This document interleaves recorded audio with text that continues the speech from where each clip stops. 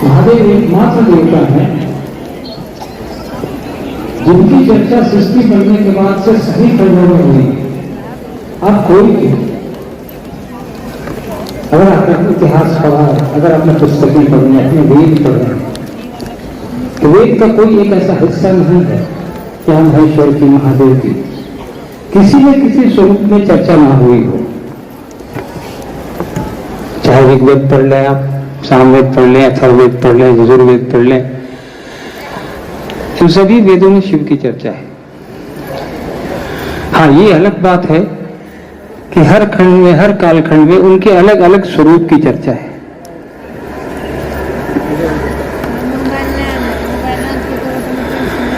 लोगों ने कई खंडों में शिव के कई स्वरूपों की पूजा की। शुरुआत के दिनों में आपने, हमने पढ़ा है सिंधु घाटी सभ्यता। सिंधु घाटी सभ्यता में जो खुदाई में चीजें मिली, जो अवशेष मिले,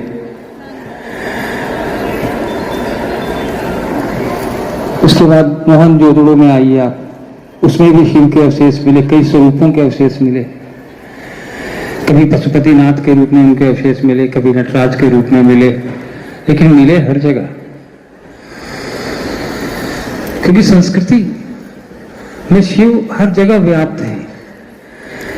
एक चीज हमेशा जानिए, सभ्यताएं बदलती रहती हैं, नष्ट होती रहती हैं, संस्कृति कभी नष्ट नहीं होती।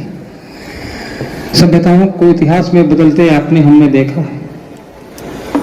सभ्यताएं पुस्तकों में आई, अब हम आपकी जानकारी में पुस्तकों में ही है, लेकिन महेश्वर शिव हमारी संस्कृति में है। इसलिए 10,000 साल पहले से जो चला रहा है वो आज भी है और आगे भी रहेगा। आप रामायण पढ़िए, रामचरितमानस पढ़िए, उसमें भी आप देखेंगे शिव के विभिन्न स्वरूपों की ऐसे एक स्वरूप की चर्चा है। मतलब हर युग में शिव प्रासंगिक है। महेश्वर शिव, जिनको हम लोग देवता के रूप में पूजते आ रहे हैं, वो हर खंड में प्रासंगिक हैं। उनकी महत्ता को, उनकी उपस्थिति को किसी सभ्यता ने नकारा नहीं, और ये हमारे आपके बीच व्याप्ति है उनके, कि हम उनके स्वरूप को लेकर आज हजारों साल से चले आ रहे हैं।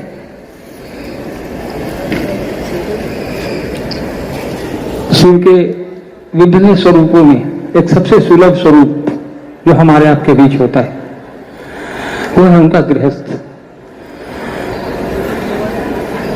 साहब ने कहा कि शिव की शिष्यता में,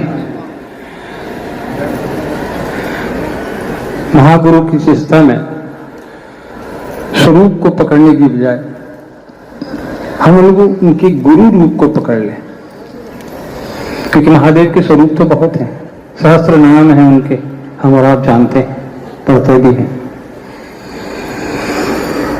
तो हमने आपने महादेव के गुरु स्वरूप को पकड़ा, जिससे हमारा आपका परिचय साहब और दीदी ने कराया।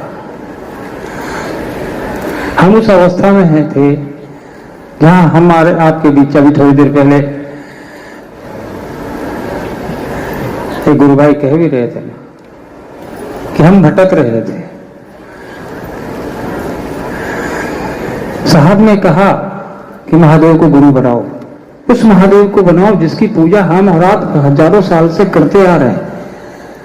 यानी हर युग में, हर एरा में महादेव हैं, उनकी व्याप्ति है, आज के युग में भी है। कोई भोला बाबा के लिए कंधा पे कांवड़ लेके जाता है, कोई जंगलों में भटकता है, मंदिरों में, शिवलिंगों में, पहाड़ों पर जल चढ़ाता है। तो व्याप्ति तो उनकी है, हर जगह है, जंगल से लेकर के हर जगह उनकी उपस्थिति है। कहीं मंदिरों में, कहीं शिवालयों में, कहीं मूर्ति में, हम और आप हर जगह पूजते हैं उनको। साहब ने कहा उसी शिव को, उसी महेश्वर को जो हमारी संस्कृति में है, जो हमारे घर में है, जो हमारे घर घर का बाबा है, उस महादेव को अपना गुरु बना लो।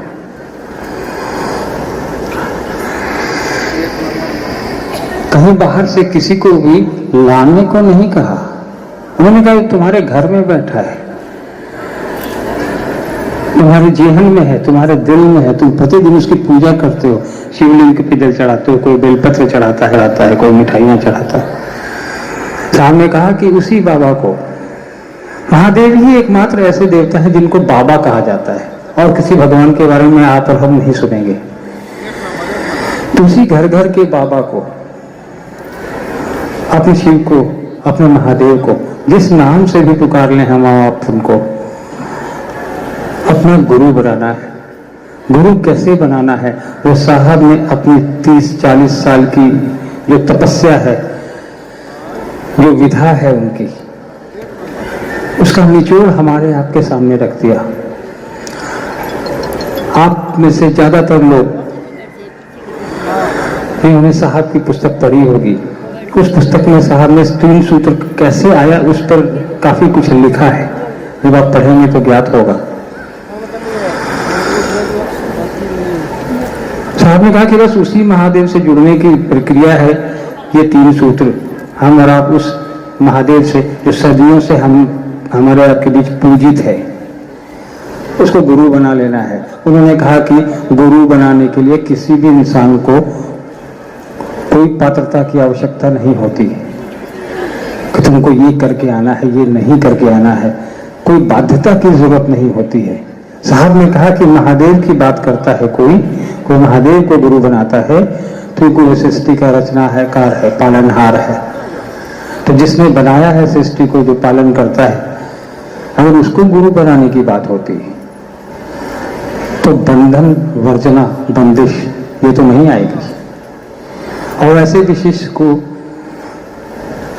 गुरु के पास जाने के लिए किसी बंदिश में रहना जरूरी नहीं है। तो आज के दौर में शिव की शिष्टता इसीलिए इतनी व्यापक हुई। करोड़ों लोग आज पूरे देश में, दुनिया में मौजूद हैं जिन्होंने शिव को अपना गुरु बनाया है साहब के कहने पे।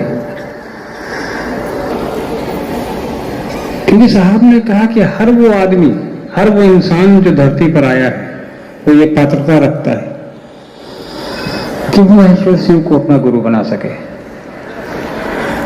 क्योंकि साहब ने कहा कि कोई बंदिश, वर्जना होगी क्यों? महादेव की पारिवारिक तस्वीरें हम और आप देखें, जिसने भी बनाई है, हमने आपने भी बनाई है, जो हम और आप देखते आ रहे हैं, ध्यान से देखें आप।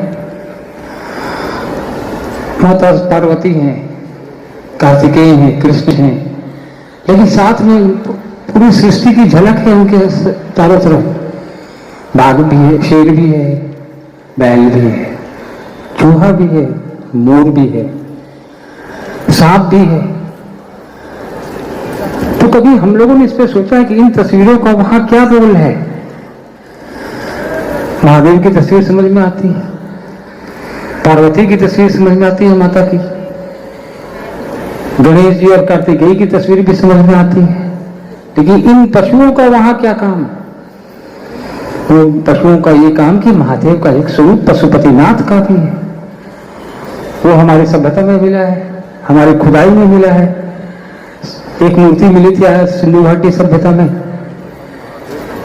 जिसमें एक सींग वाला जानवर था, उसको पशुपतिनाथ कहा गया। तो महादेव पशुपतिनाथ भी हैं। हमारी संगोष्ठी में नेपाल से भी काफी लोग आए हैं। वहां पशुपतिनाथ का बहुत भव्य और बहुत विशाल मंदिर है। पिछली बार हम लोग भी आज से 2 साल पहले साहब के साथ गए थे, तो हमें भी दर्शन का सौभाग्य प्राप्त हुआ था उस मंदिर का।